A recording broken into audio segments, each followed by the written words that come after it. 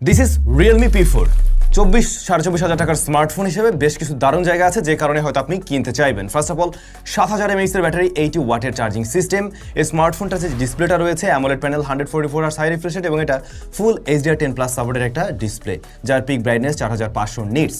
আবার ওরা দাবি করছে গেমিংয়ের জন্য এই ফোনটা বেশ ভালো হবে। ডাইমেনসিটি 7400 রয়েছে এখানে। UFS 3.1 হলো গিয়ে স্টোরেজ টাইপ এবং সেটা কিন্তু একেবারে বেস ভ্যারিয়েন্ট থেকেই। অন্যদিকে রিয়ারে দুইটা ক্যামেরা আছে, দুইটাই কাজের। মেইন ক্যামেরা 50, তার পাশাপাশি রয়েছে 8 মেগাপিক্সেলের আলট্রা ওয়াইড শুটার। এই সমস্ত জিনিস দেখে নিশ্চয়ই আপনার লোভ লাগতে পারে যখন কিনা আপনি 24,000++-এ পেয়ে যাচ্ছেন। বেশ গোছানো টাইপের একটা প্যাকেজ মনে হয়। তবে ভাই কমতেরও জায়গা আছে যে কারণে হয়তো আপনি আবার এই ডিভাইসটাই কিনবেন না।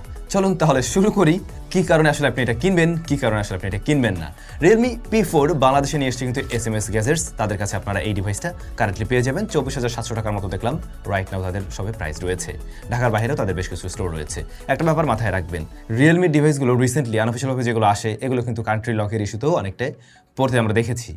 সো আপনারা যখন SMS গ্যাজেটস থেকে নেবেন তারা অবশ্যই আপনাকে আনলক করে দেবে এবং তাদের কাছ থেকে ওই ব্যাপারটা এনশিওর হয়ে দেন আপনারা নিশ্চয়ই পারচেজ করবেন। সো এই ফোনটার রিয়ার প্যানেলটা দেখে কার সাথে মিলে, বর্তমান সময়ে যে আসলো iPhone 17 সিরিজ 17 Pro ভার্সনগুলো যে সেগুলোর সাথে মিলে, বাট রিয়েলমি একটু আগেই নিয়ে আসছে একদম সিমিলার টাইপের একটা ডিজাইনে। আপনারা মনে হয় এবছরে আরও অনেক ফোনেই এই সেম লুকে দেখবেন।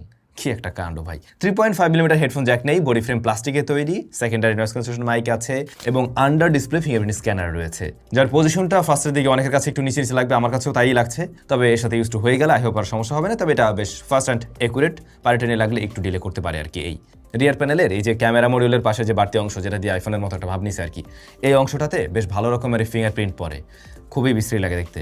এই অংশটাতে একটু কম পড়ে, এটা হালকা ম্যাট ফিনিশ। তারপর আপনারা কেস ব্যবহার করেন, ওটাই ভালো হবে। হ্যান্ডফিল ভালো ফোনটার, বাট আউটলুক এবং যখন কিনা একটু বেশি ভালোভাবে করে ধরে দেখবেন আর কি, তখন একটা চিপ টাইপের একটা ফিল আসে। বিশেষ করে আপনি যদি খেয়াল করেন এই যে এখানে যদি এভাবে একটু জোরে চাপ দেন দেখবেন এখানে হালকা একটু নুয়ে যায়, হালকা একটু নিচু হয়, একটু ফাঁকা জায়গা আছে আর কি। এই সমস্ত জিনিস আপনাকে একটা চিপ বা সস্তা টাইপের ফিল দিতে পারে। এছাড়া নর্মালি এইটুক জায়গা থেকে যদি ড্রপ করা হয় আই হোপ সমস্যা হবে না এই ডিভাইসের। ফোনটার ওজন 185 গ্রাম, যে কারণে বলছিলাম হাতে নিয়ে মোটামুটি একটা ভালো ফিল পাওয়া যায়। বর্তমান সময়ে IP রেটিং এর যুগ চলছে, বাট এটাতে IP রেটিং এর ক্ষেত্রে আমরা 66 দেখছি, যে জিনিসটা হয়তো অনেকের কাছে একটু কম লাগতে পারে।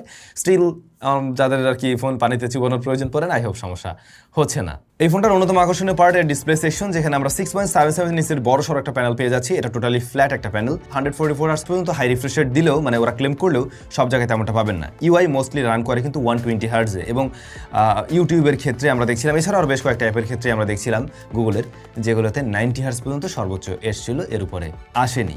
কিছু কিছু অ্যাপ আছে যেগুলো আপনাকে 144Hz পর্যন্ত নিতে পারবে। 3840 PWM ডিমিং রয়েছে